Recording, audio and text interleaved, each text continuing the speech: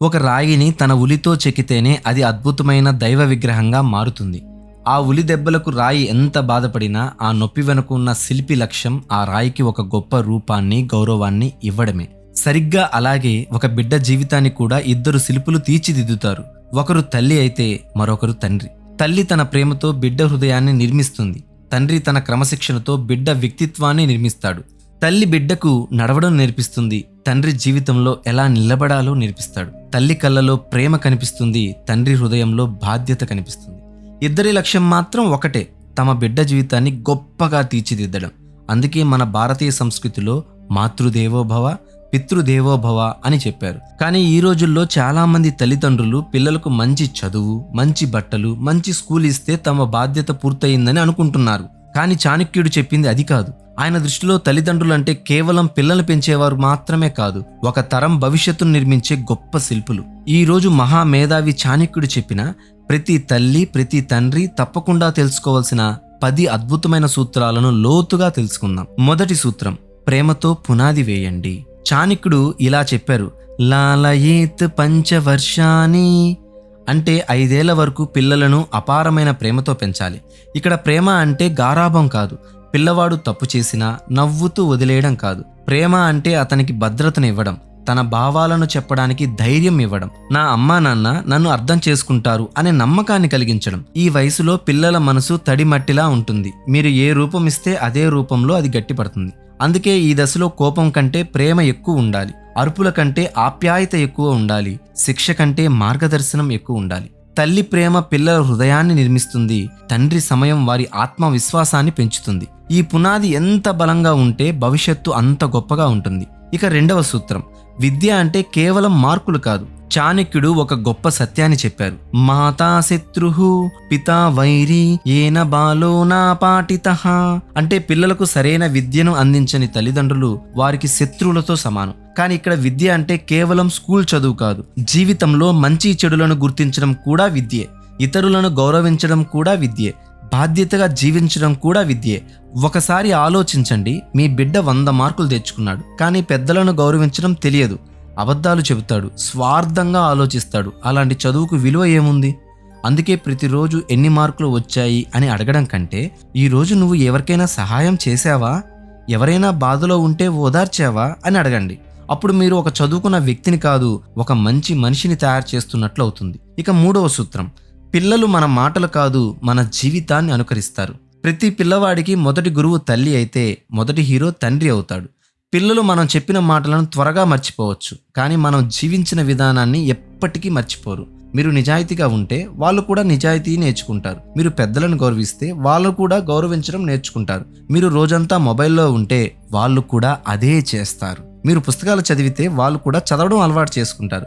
గుర్తుంచుకోండి, పిల్లలను మార్చడానికి ప్రయత్నించే ముందు తల్లిదండ్రులు తమను తాము మార్చుకోవాలి. ఎందుకంటే పిల్లలకు మీరు చెప్పే పాఠాల కంటే మీరు చూపించే జీవితమే గొప్ప పాఠం.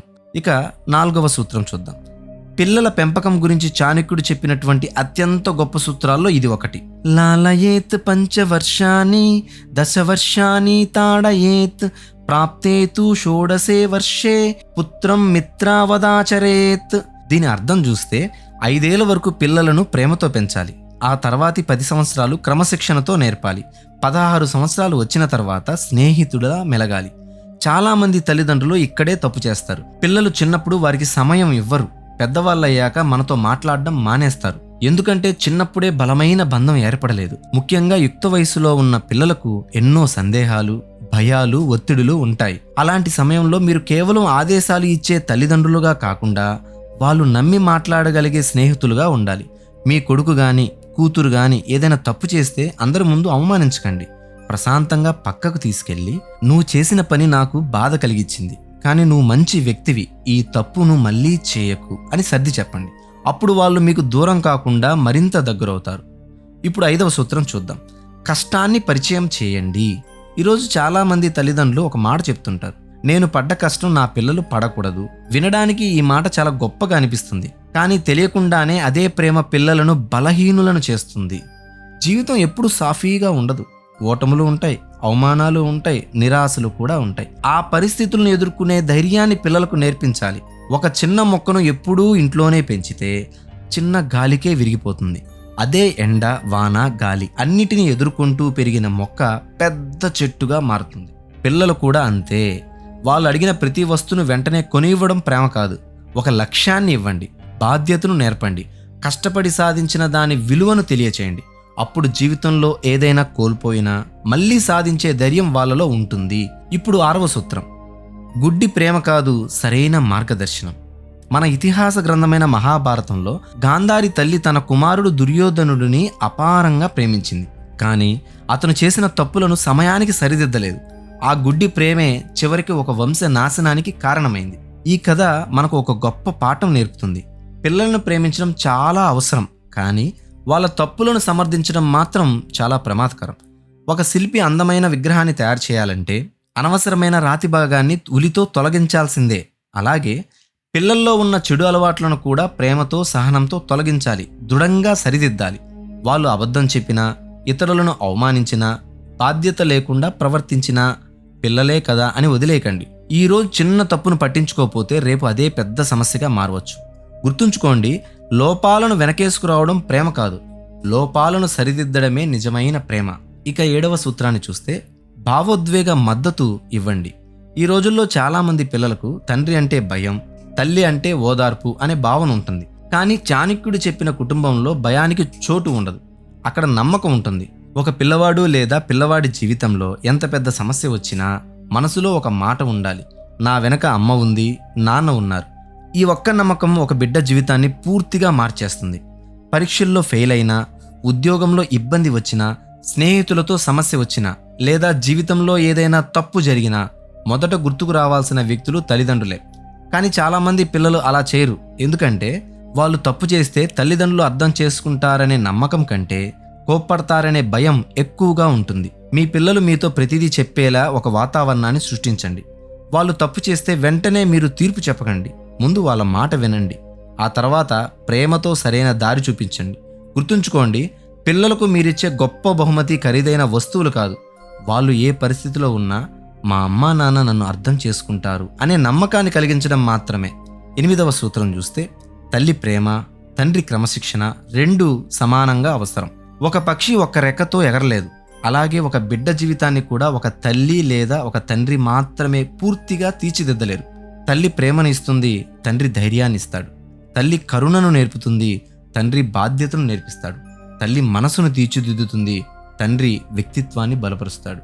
ఈ రెండూ కలిసినప్పుడే సంపూర్ణమైన వ్యక్తిత్వం ఏర్పడుతుంది. అందుకే పిల్లల పెంపకం అనేది ఒకరి బాధ్యత కాదు, తల్లి తండ్రి ఇద్దరూ కలిసి చేసే ఒక గొప్ప యజ్ఞం. మీరిద్దరూ ఒకే మాట మీద ఉంటే పిల్లలు కూడా జీవితంలో స్థిరంగా ఉంటారు. ఒకరు చెప్పింది మరొకరు కాదనడం, పిల్లల ముందు ఒకరినొకరు తప్పుబట్టడం, ఇవి పిల్లల్లో గందరగోళాన్ని పెంచుతాయి. కాబట్టి ప్రేమలోనూ క్రమశిక్షణలోనూ ఇద్దరు ఒకటిగా ఉండండి. ఇక 9వ సూత్రం, ఆస్తి కాదు వ్యక్తిత్వం ఇవ్వండి. ప్రతి తల్లి తండ్రి తమ పిల్లల కోసం కష్టపడతారు, ఇల్లు కట్టాలని అనుకుంటారు, డబ్బు కూడబెట్టాలని అనుకుంటారు, ఆస్తి ఇవ్వాలని కూడా అనుకుంటారు. అవి తప్పు కాదు, కానీ ఒకసారి ఆలోచించండి, మీరు సంపాదించిన డబ్బు ఒక్క రోజులో ఖర్చు అయిపోవచ్చు, ఆస్తి పోవచ్చు.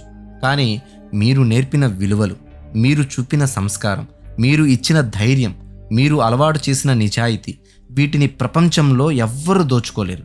అందుకే మీరు పిల్లలకు వదిలి వెళ్లాల్సింది ఆస్తి కాదు, వ్యక్తిత్వం. డబ్బు కాదు, దారి. పేరు కాదు, పరమార్థం. అదే జీవితంలో వారికి నిజమైన సంపద. చివరిగా ఒక చిన్న మాట ఫ్రెండ్స్, ఒక గొప్ప దేశాన్ని నిర్మించాలంటే ముందుగా గొప్ప కుటుంబాలు నిర్మించాలి. గొప్ప కుటుంబాలను నిర్మించాలంటే గొప్ప తల్లులు, గొప్ప తండ్రులు ఉండాలి. ఎందుకంటే ఈరోజు మీరు మీ పిల్లలకు నేర్పే ఒక మంచి విలువ రేపు సమాజాన్ని మార్చే ఒక గొప్ప వ్యక్తిని తయారు చేయవచ్చు. అందుకే చాణక్యుడు చెప్పిన ఈ సూత్రాలు కేవలం పాతకాలం నీతులు కావు, ఇప్పటికీ ప్రతి ఇంటికి అవసరమైన జీవిత సత్యాలు. మీరు మీ పిల్లలకి ఇవ్వగలిగే అతిపెద్ద బహుమతి ప్రేమతో కూడిన పెంపకం, సంస్కారంతో కూడిన విద్య, నమ్మకంతో కూడిన బంధం మరియు ఆదర్శవంతమైన జీవితం.